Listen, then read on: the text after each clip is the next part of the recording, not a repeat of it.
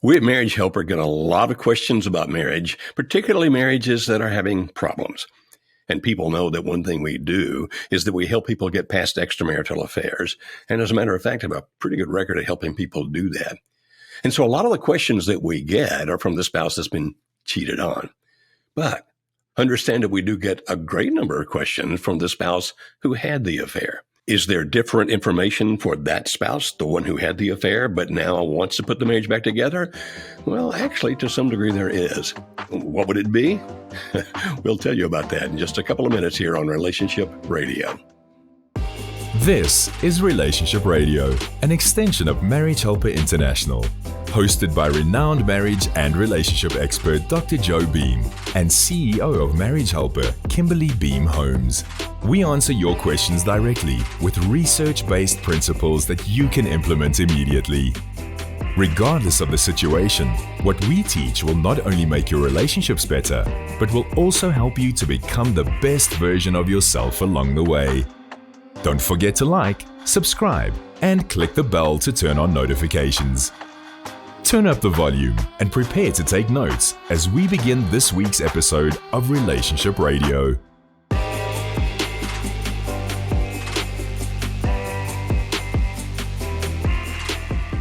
Hi, I'm Dr. Joe Beam with Marriage Helper. This is Kimberly Holmes. Kimberly is our CEO, and she happens to be my youngest daughter. It's wonderful working for your daughter. I mean, she is the boss, but if you people happen to pray for me. I'll tell you what, you're working with your... Pray for all the blessings that he gets to receive by working with his youngest daughter. Kimberly, we only have about a half hour on this program, and there are a lot of things we need to talk about. Mm-hmm. This has to do with when you have been the one who has had the affair. Mm-hmm. Either an emotional affair, a physical affair, sexual affair, whatever it might be. Mm-hmm. And people are saying, okay, if that happened, if I'm the one who strayed, is there any way to put the marriage back together again? And the answer is yes. Now, we can't go into great detail at every point, but there's several things we'd like you to remember. Let me start with one of those. When you had that affair, either, and I'm assuming based on what we're going to be talking about with the questions that come in just a few minutes, it's not having to do with people who had one-night stands. Because when we say how to end an affair, how do I end my affair? When we get that question, that implies, of course, that somebody's been in it for a while. It's not just that thing that happened because you were at the wrong place at the wrong time and did the wrong thing. And so when we look at this and say, how do I end it? If it was a sexual affair and it lasted for a while, then it probably was very intensely sexual to the point that it had some control over your desire. Or if it were an emotional affair and it lasted for some period of time, then that meant that you sometimes thought to yourself, I can't stop these emotions. I can't control them. If it was an emotional affair that became sexual, it becomes even more intense than that. And so if you're trying to get out of an affair, trying to end an affair, trying to move forward, the first thing we want you to recognize, if you will, is that the emotions you're feeling, the drives that are happening, are probably stronger than you are. Now, don't get discouraged. That's just a point you need to understand to begin with so you can know how to move forward. So, Kimberly, what's another thing that goes right along with that point? Absolutely.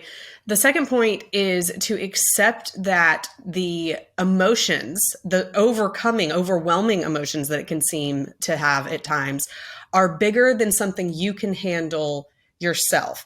Joe, when we were talking about this, I was talking to you about how I had recently heard somewhere, and I honestly can't remember where, but I had recently heard someone say that the best way, really the most effective way, which you could say the only way to get over an addiction, and I'll come back to that in a minute, is when the person is finally willing to admit, I can't do this by myself. I have to get help from someone else. Now, someone might be saying, addiction, what does that have to do with an affair? We understand that it's not exactly the same thing, but we do know that limerence, which is a lot of times what's going on in a person and in the chemicals in their brain when they're experiencing an affair, can be very similar in the way that it looks to how addiction works as well. All of the dopamine spikes and what happens with serotonin can do similar things in the brain. And so it can actually be wise to approach overcoming ending an affair in a similar way that people would with an addiction. Mm-hmm. And so part of that is admitting, I can't do this alone. I need help, and there's no shame in that. No shame at all. Over the years, I've had so many people, men and women, sit with me in conversations and say those very things. I can't control this. I can't stop. One lady said, I tell him it's over. I'm never going to see him again.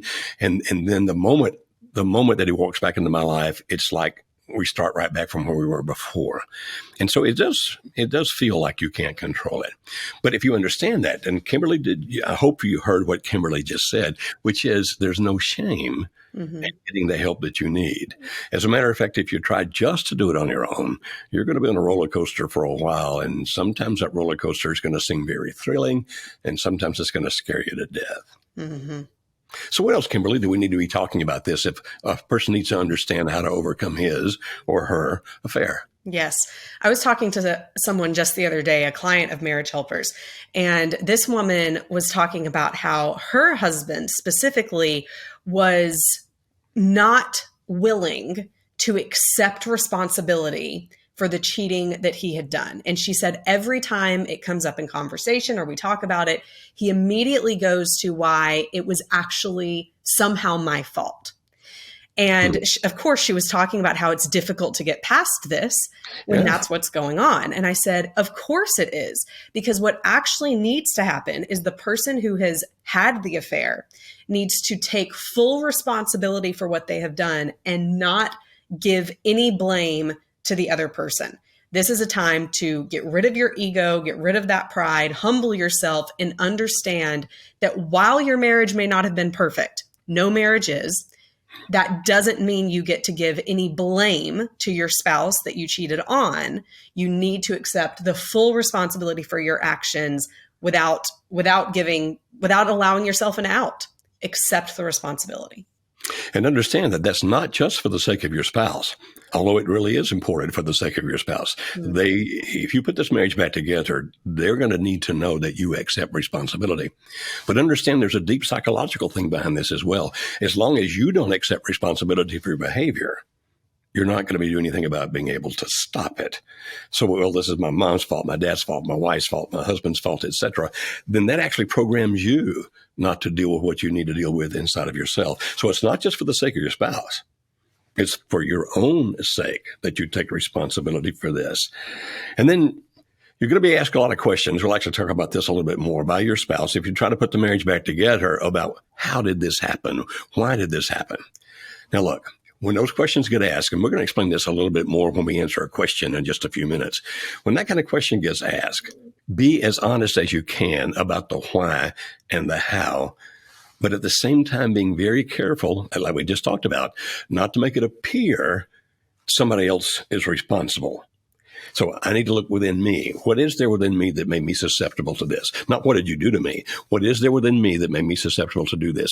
So some self-examination, being honest with yourself is going to be pretty important here. Mm-hmm. That's such a good point, Joe. Also, that self-assessment and that self-awareness is key in it not happening again, or to begin to protect yourself from it not happening again as well. Mm-hmm. Another point to this, and this is so important. Highlight, if you're taking notes, write this down in huge capital letters. You need to cease all contact with the affair partner. There is no, can we still be friends? There is none of that. We actually had a question in a previous episode where a listener submitted and asked, what can I do? We're trying to rebuild our marriage, but my wife insists on continuing to be friends with the affair partner, and I just can't move past that. I feel like that's not healthy for us. Absolutely, it's not. If that temptation is still there, if that relationship is still there, there's a lot of reasons that it's not healthy. One of which is, how does it affect your spouse in feeling like that relationship is more important than rebuilding your marriage? But the other one is for you. You need to cut it off, stop completely, cold turkey, because you have to move on in order to heal and not fall back in to having the same problem happen again, entering into the affair again. Mm-hmm. Continuing contact, in essence, is saying this. Well, I'm sorry about the affair. I'm sorry I cheated on my spouse, but I still want some aspects of that affair. Mm-hmm. I still want the friendship that came with that other person. So we'll cut out the sex, or the emotional things we were doing, but I still want to have that friendship. In other words, you're trying to hang on to something that you didn't have a right to begin with because it violated the covenant, if you will, the contract, the agreement, whatever word you want to use there, that you have with your spouse. And so if you keep having contact with that person, even if you think you're so strong it would never come back again, you are elongating your healing process. It's going to take a lot longer for you to get over it if you keep talking to or having any contact whatsoever. And it's going to take that person, your affair partner, a lot longer to get over it. So if you really want to end your affair, no contact. None. Not only that, but also, I don't think the person can ever fully be satisfied in their marriage if they're continuing to get some kind of emotional or physical, whatever, stimulation from that other person. You have to end it. That's an excellent point. Very good. And then while you do that, your spouse, of course, I'm assuming, is knowing about the affair here. And so we're saying be completely honest, confess wisely. What that means is if your spouse, your husband or your wife is asking questions, did this happen? Did that happen? Whatever. Be honest and open. So confess. But when we say wisely, what we mean is this. If your spouse asks you a question that calls for a visual. So, for example, if a wife were to ask her husband, did you kiss her? Now, you understand there's a lot of other verbs we could put there. If he says yes, then she's going to get a mental image. And there are a couple of things wrong with it. Number one, it's not what actually happened. It's what your imagination conjures up. And number two, it means it's in her head for a while now. So even after he's healed and past this, she's still going to have that image in her head. And so we suggest that when somebody asks those kinds of questions, if my spouse asks the kind of question that would create a visual, that you ask permission not to answer that one. Now, in a little while, we'll talk about how you can better do that, but understand that you do need to be open, transparent, honest. You need to confess, but wisely. And we can help you figure out how to do that, by the way. Absolutely. The next point, and this goes back to an earlier point, it relates to earlier when we said take full responsibility, don't assign blame. A secondary part of that is to try to understand the hurt that you caused. So as you're answering questions, as without painting visuals, as you're moving through putting things back together with your spouse, they're probably going to show some of the hurt in how they've felt. Now, hopefully, and we can work with you as a couple so that it doesn't become attacking and blameful. I mean, there's a really powerful way to do this to where it actually can help your relationship and not hurt it more. But your spouse is going to be upset. You're going to see that. And to an extent, you need to, because you need to understand the consequences of the actions that you had, not for you to continue to live in shame and guilt for the rest of your life, but for you to fully understand how your spouse feels. That helps them heal. But then for you to be able to apologize for all of those things in order to free yourself, to free your spouse, and for both of you to be able to move forward. So try to understand the amount of the hurt you caused, not so you can live there, but so that you can really fully move on. Very, very good. And there are actually two dimensions to that. One is for the sake of your spouse. Think about this. It's awfully difficult for anybody, including you, to forgive somebody when they kind of blow it off that they'd hurt you. Like, hey, I'm sorry, I shouldn't have done that. It's like, no. I need you to understand to some degree how deeply I hurt. I need you to know that. And so that's for the sake of the spouse. But there's also something about that that's for you if you're trying to end the affair. You see, typically, if I'm in an affair, either a highly sexual one, emotional one, or a combination thereof, I think a lot about my pleasure, the fulfillment I get with being with my affair partner, all the things that fulfill me, at least in some way, that led me to do that. Now, as long as I'm thinking about me and what I feel, it's going to be more difficult to end the affair. But if I can start really understanding, look at what it has done to my wife or to my husband, or look what it's done to my children because the other kids tell them about that, and can start trying to relate to the pain that other people have, the pain that comes from what you did, then it takes away some of that draw of thinking about this is what was exciting or likable about that affair. It kind of makes that get smaller because you think more and more in terms of, wow, look how my actions have affected others. Because ultimately, affairs are pretty selfish. If you think about it, I'm married to one person, I'm sleeping with another person. We could talk about the selfishness in a whole bunch of different dimensions. But if you want to end this thing, then it's about overcoming your own craving for what you want, when you want, how you want it. Mm-hmm. It's having to do with what's best, what's right, what's good, what has integrity. And that's the other side of trying to understand the pain that other people feel. Mm-hmm. Right. And that goes right into, Joe, what we're seeing in the shift in marriage, where in the past it was psychology refers to marriage as commitment based, doing what's best for the family, regardless of personal feelings, doing what's best for keeping the family together and healthy and satisfied. Versus what we're unfortunately entering into now and have been since the 70s, which is expressive individualism. I'm only going to do what makes me happy for as long as it makes me happy. And we begin to see the breakdown of family and ultimately society because of that.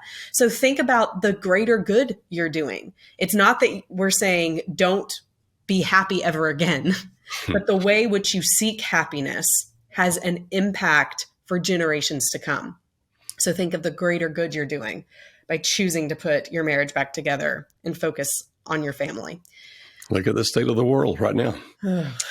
How that individualism is affecting society and everything else as a whole. And you might be thinking, well, I'm not worried about society. Actually, we all should be worried about society. And you're thinking, I'm just one person. There's 7-point-something billion people on the planet. I understand that. But each of us has to accept responsibility for ourselves. And so what Kimberly's talking about here is it's just the right thing to do. One of the final points about this for you to consider is to remember that as you're going through this process and you're talking about things, working through forgiveness, ending the affair, ceasing all contact, that your marriage isn't going to go back to normal, maybe ever, and maybe that's a good thing, but especially not anytime soon. Doesn't happen like that. No. It takes time to rebuild trust, to put accountability in place, to do the things to rebuild the love and commitment and passion and intimacy in your relationship, your marriage relationship. All of that takes time. But if you do it right, and we can help you do it in the best way possible, then you can actually have a stronger, more satisfying marriage on the other side of the affair than even before, because of the work that you and your spouse will go through in order to put the marriage back together. It can actually deepen your intimacy with each other on levels deeper than you could have ever imagined. Mm-hmm. I actually heard a guy once actually looked at his wife and said, I told you what happened. I told you I'm sorry. Now that's it. Let's move on. And she looked at him like, no. There's a lot of things that have to happen before we can move on. Mm-hmm. And so we recommend that you create accountability that will satisfy both you and your spouse. So it's not too harsh, but not too easy either. And you're saying, well, I don't want to be treated like I'm a 5-year-old. I don't want to be watched like I'm a kid. We get that. But sometimes, especially for several months after an affair, over accountability, I just made that word up, but a lot of accountability can be quite helpful, not only to your spouse being able to trust you again, which is a big, big deal, but also for you. Because if I make myself extremely accountable for the next 6-9 months, whatever it might be, so that my spouse knows where all the money goes, that if I'm going to be 5 minutes late, I'm letting her know where I am. I mean, that kind of accountability where you actually might feel you're being watched like a child for 6 to 9 months. Not only now, as I just said, is that beneficial to your spouse rebuilding trust, beneficial if you have children at home to their rebuilding comfort at home rather than anxiety. But when you get that stray thought, you get that wild idea, when that urge pops out of nowhere, I just want to call her again. I just want to check on him. The fact that you're under that kind of accountability can help keep you from doing things that are going to sabotage your own efforts to stop the affair. Mm-hmm. And finally, remember that we've talked about a lot of things today, but consistency is key. So there may be days where you share too much, or you don't call your husband or your wife and hold that accountability thing when you were supposed to, and they get mad. I mean, there's a bunch of things that could happen along the way. Even if you mess up once, that doesn't mean everything's done and you need to give up and this just isn't worth it. It means You get right back on the saddle and you try again the next day. And you be consistent over time. Even if your spouse is still angry and hurt, you continue to do the right things and the things you need to do and show that consistency. That is what will rebuild the trust in order for your marriage to thrive on the other side of this. Consistency is key. It's crucial. Now, we're about to go to a question that one of our viewers has sent in for us about this particular topic. Kimberly, we mentioned at the very beginning of this episode that sometimes people are going to need help, and we have various ways to help. But what's one we can just mention right now before we go into the questions? For the person who has had an affair, the exact episode we're talking about here, we actually have a toolkit that we have created for this person. It's called the I Had an Affair Recovery Toolkit. Pretty self-explanatory, helps you know exactly who it's for. But in that toolkit, there's a couple of things that we mention. We talk about and teach the person how this happened, how they fell in love with this other person, how the affair began. And we also talk about how affairs end. So for those out there who are just stuck in asking themselves, why did this happen? How could I let it? Maybe you're experiencing some guilt. Then we can actually teach you the research-based process that happened to how this happened and help you understand so that you don't feel like you're just a bad person who has done a bunch of bad things. Listen, the affair shouldn't have happened, but there's a lot more that went into it, and we can help you understand that.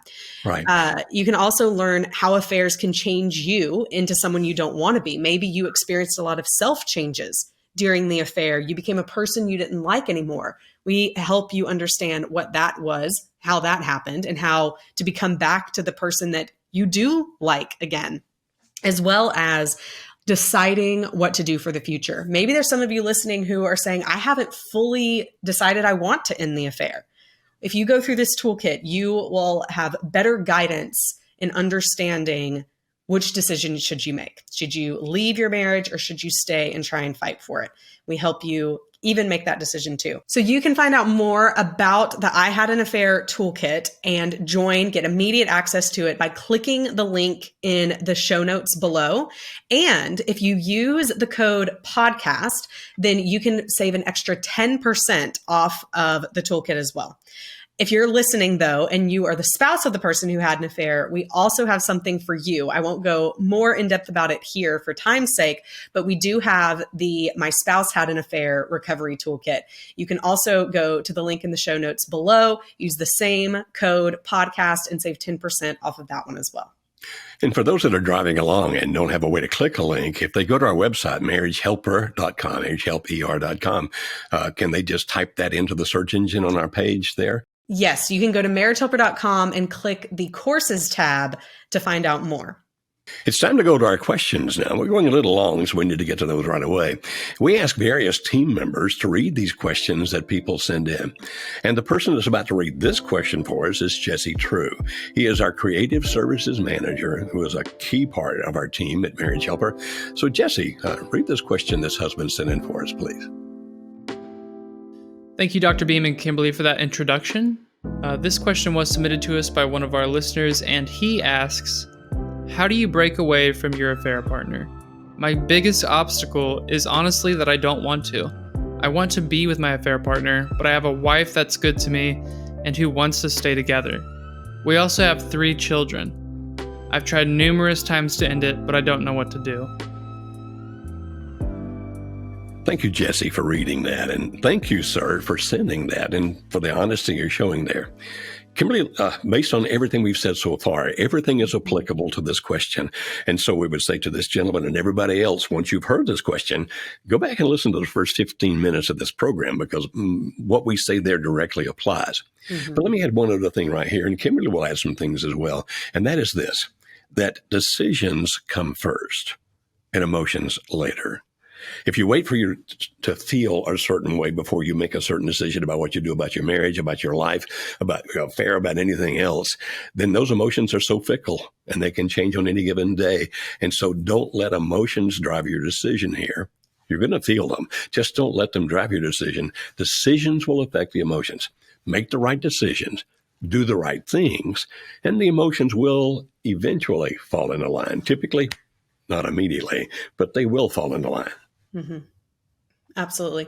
The other part of this is to remember that there has to be 100% cessation of contact. You need to end all contact, texting, calls. If you work together, you may want to consider looking for a new job. And hey, the job market is hot right now. So it's a great time for you to just move right along. God has something better in store for you. Do closing email accounts. Deleting social media. I mean, there may need to be extreme measures taken, but your family is worth it. So take the extreme measures. And I know it sounds extreme, and you may be thinking, you guys are nuts, but we have worked with thousands upon thousands upon thousands of marriages, and we have actually seen people make those decisions. I'm going to find a different job because I can't work there anymore because she's there, he's there. We've even seen people move to a different town when they live in a small town, and they're going to wind up having a lot of contact anyway. Now, obviously, those are your decisions, and we can't command or tell you what to do. But if you really want to save the marriage, then those kinds of things would be really important. Mm-hmm. Now, we're assuming, or at least I'm assuming, that your spouse knows about this affair. Well, if that's the case, then here's a recommendation we have for you. Write a very starkly honest and direct letter to your affair partner. And don't elaborate a lot. Just say, what we did should not have happened. I'm a married man. And then say, and this is over. Please don't contact me again. And by the way, my wife is the person who is mailing this to you, so she knows everything. Then, if your wife approves that, then she may want to add some words, which will be fine as long as you don't let her get really vitriolic and angry with the things that she puts in there, because that's not going to help anybody. But then let your wife mail it. And this is a clear sign to your wife and to the affair partner. It's done. It's over. And that, again, like everything we've talked about, it's not just important for your wife, not just important for the other person. That's important for you and the reprogramming you're going to do to get past this affair. Mm-hmm. Yeah, this is not one of those instances like in business and even just politeness in society. A lot of times people say, well, I need to meet them in person because this is difficult information and I shouldn't send a letter or a text message. Not here. That is not the rule. That is not how you handle it, because we hear that, don't we, Joe? A lot of people saying, but I just need to go see them one last time and deliver this news in person because I owe it to them. No, you don't. You owe it to your family to no longer see that person and to end it with absolutely no more allowance of anything further to happen. That's what you owe. Kimberly, I actually worked with a physician once who was having an affair with his office manager. and he went straight from a meeting with me where it's like, I've got to end this. I want to save my marriage. My grown children are upset with me, et cetera. Straight to his office to have a meeting with her because she worked for him. And I said, that's kind of dangerous. I would call her from here and tell her not to be there when you got there. No, I've got to face her. So I called her the other afternoon and said, how'd it go? She went into her little office and wrote a contract where you could never fire her for any reason, came back in and convinced him to sign it. Because your emotions are so powerful. That face-to-face meeting and seeing the pain or anger or rejection or whatever you might see on the other person's face can affect everything. So not face-to-face. That letter makes a lot more sense. And once you stop that interaction with your affair partner, that's not enough, is it, Kimberly? No, it's not, because just stopping one thing doesn't mean it starts something else. And what you need to start is following the love path. That's the process that we teach at Marriage Helper with in this instance, with your wife. Get back on it together and do the things you need to do to work to rebuild love and to have a better marriage. And that's what we teach at the workshop. For this guy, the perfect next step for them is the workshop. And I'm sure I'll talk about that later in more depth, but you have to learn the things that both of you need to do together in order to heal, but to move forward. Both those things have to happen. And the best thing that you can do are the things we teach. They're research-based, time-tested, experience-proven, and it helps marriages. We have an amazing success rate in being able to do that. So you have to start doing the things to build love by following the love path. And we would recommend that you find a good accountability partner of the same gender as you. but one who has a strong sense of integrity and doing what's right. In other words, not somebody who would aid and abet you going back into the affair. Somebody that's a good enough friend with a strong enough backbone that would say to you, cut it out. Don't do that. You say, why would I want that accountability partner? So if you have, again, an urge in the middle of the day or the middle of the night that I just need to go see my affair partner one more time, or I just need to call her one more time, or whatever, instead you call the accountability partner. And they kind of help you through it, calm you down so that you don't have that contact. And Kimberly, if they do wind up having contact with the other person, even if the other person initiated it, what do they need to do about that? Tell their wife, for him, tell his wife immediately, because that's how you've rebuilt the trust, and you take away that thrill of what it might be like to contact her back. That goes away from you when you expose it, when you share with your wife what's going on. So be transparent about everything. If you hear from her, if she emails you, if she tries to talk to you through a friend, anything, tell your wife so that your wife can be on your side to support you. You say that you tried to end it before. I understand how that works. Back many, many years ago when I was in my affair, actually a few decades ago now, I know what that feels like. And you just go right back to it again and again, even though you claim you won't. But if you do these things, even if they seem draconian, even if they seem too extreme, this is for you if you truly want another affair. Now, Kimberly, we also have another question, and one of our team members is reading that for us. Our next question is being read by Sonia Tallman. Sonia is transitioning right now from our marketing team into being one of our marriage helper coaches. But I also want to let you know that this next question, if you have kids around, you need to go to a place where they probably shouldn't hear the answer. It's a pretty explicit in nature, and it's being answered by Dr. Joe Beam, our sexologist. So that's the topic it's around. So put in some earphones or head to your bathroom to listen to the answer to this question. Thank you, Dr. Joe and Kimberly, for the introduction. This next question comes to us from one of our listeners, and she says, I have ended my affair. I'm not even sure it was real love or not. It may have been more of a fantasy, but I miss the sex. How do I stop thinking about that part of my affair? I apologize if this question offends anyone who might be listening, because I truly don't mean for this to sound hurtful. Thank you, Sonia. And for the woman who wrote this question, thank you for your openness and honesty about that.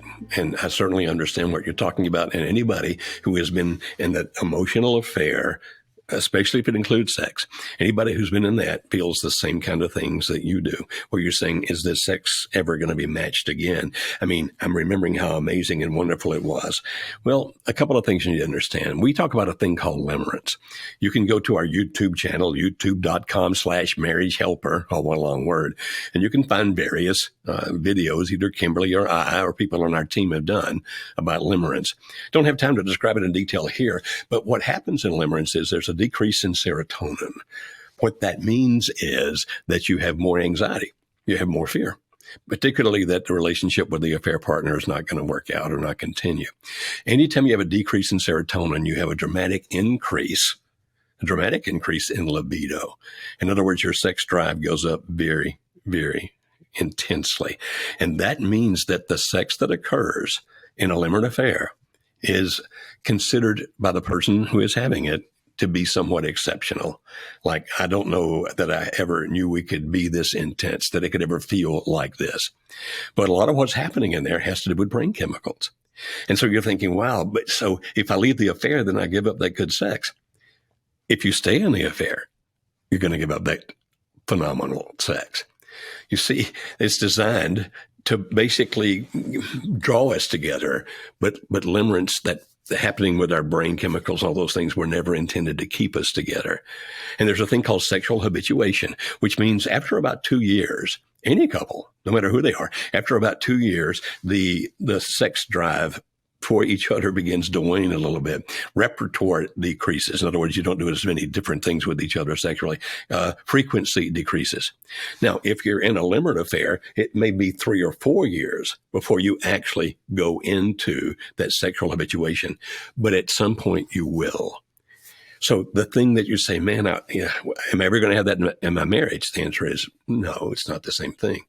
If you're saying, then I need to stay in my affair because I'm going to have it there for the rest of my life and it's phenomenal. Actually, it's not. It's going to end because those brain chemicals are eventually going to go back in a different direction. And when that happens, that ecstasy you're feeling in sex isn't going to happen anymore. And so I would strongly recommend that you do not allow yourself to fantasize about those sexual actions, because as long as you fantasize, bringing back into your memory, thinking about him and what you did with him, the longer it's going to take you to heal from this. And you really are, believe it or not, chasing a fantasy, just as you said you might be. You are. And if you're thinking about him and you're masturbating, whenever you orgasm, you're going to create more oxytocin, which is a very strong bonding chemical. In other words, fantasizing about him, and if you're masturbating, it's going to connect you to that previous lover even more. Or if you're fantasizing about him while you're having sex with your husband, same thing. It's going to tie you to the other guy even more. But please believe me, the science is there. We know from our experience with thousands upon thousands upon thousands that sexual ecstasy you had in the affair was going to end anyway at some point, and go into what sex is more normally like between two human beings who are connected to each other. We also have a thing that I don't have time to explain right now called Spark Your Marriage. And it's 7.5 hours of videos that lead you to think about sex and to talk about sex with your spouse and to find a new way to have sex with your spouse that can be even more fulfilling than what you had before. But it's based in reality, not in the chemical high of limerence. So, Kimberly, how do they find that Spark Your Marriage? Yes, they can find it by going to marriagehelper.com. And again, going to that courses tab at the top. Also, will include a link for it in the show notes. Okay. Well, we need to wrap up. We've gone a little long. So what are our key takeaways today, Kimberly? The first key takeaway is to admit that the affair is too powerful for you to end or stop thinking about completely on your own. You need help, and that's okay. The second key takeaway is to remember to take responsibility for your actions without assigning blame to your spouse or anyone else. Take full responsibility for your actions. The third one is to confess wisely. In other words, there are some things you don't need to talk about that we can tell you more about in another episode, and to do it demonstrating the fact that you're sorry that you hurt the other person. And the fourth is, don't expect that all of the emotions or memories or feelings that you had in the affair are going to end immediately, because they're not. But when you begin doing the right things to rebuild your marriage, it can help you move on, even if the memories never fade. But it can help to where you don't think about it all the time and it begins to fade away. But the memories will fade eventually. They don't completely go away. They don't get erased, but they'll become less powerful and make it extremely difficult for you to have any interaction with your affair partner. Build barriers, do all the kind of things you need to do to make sure that that cannot happen. And if they try to contact you, don't respond. Number 6 is to be transparent with your spouse about everything. If the person contacts you, all of those things, be transparent and create accountability. The point number 7, be sure that you have a person you can go to, because it may not be wise for you to always share with your wife or with your husband. If you're struggling with feelings again, there may need to be a same gender person that you go to that you can just talk to with and tell them when you're struggling, when you're hurting, that will help you stay on track and stay committed to your marriage. So, Kimberly, you've mentioned the workshop several times, and we have.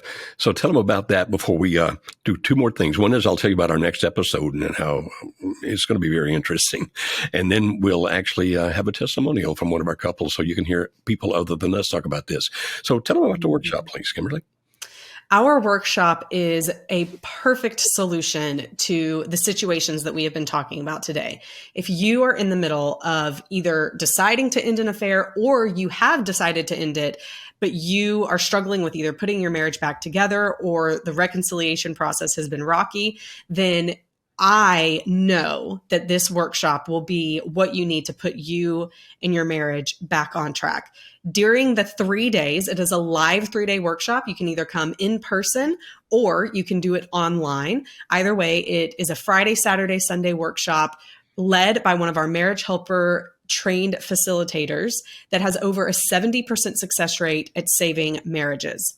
Now, you probably have a ton of questions. You can go online. You can go to marriagehelper.com. You can click on the workshops tab. You can download our workshop brochure to find out even more information. Or you can also sign up for one of our webinars. We do once a month. Dr. Joe and I will answer your questions about the workshop, any questions about the workshop, and tell more about what we do there, how it works, and more success stories that we've seen come from the workshop. So we have had thousands of people go through this workshop over the past several years, actually over 21 years, maybe even 22 now. It goes up every year. One of those workshops in 1999. So whatever year you're watching this, it go from 1999 to seeing this video. 23 now. Mm-hmm. Look at 23 years. 23 years. So you can go to that tab. You can register for those webinars on the workshops page on our website and also download our workshop brochure there too.